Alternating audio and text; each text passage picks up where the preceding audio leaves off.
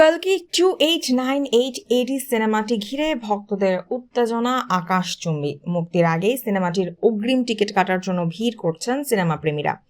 আজ মুক্তি পাচ্ছে প্রভাস ও দীপিকার সায়েন্স ফিকশন ধর্মী সিনেমা কালকি 2898 এডি সিনেমার ট্রেইলার।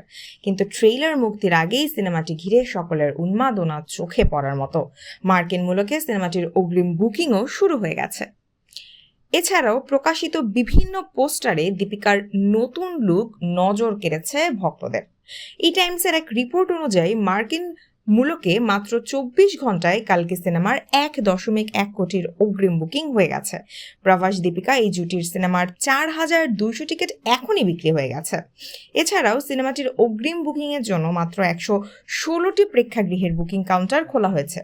এখন থেকেই সিনেমাটি ঘিরে এত উন্মাদনা দেখে বিস্মিত নির্মাতারা। কালকি 2898 এডি সিনেমাতে প্রভাস দীপিকা ছাড়াও বলিউড মেগাস্টার অমিতাভ বচ্চনকেও দেখা যাবে।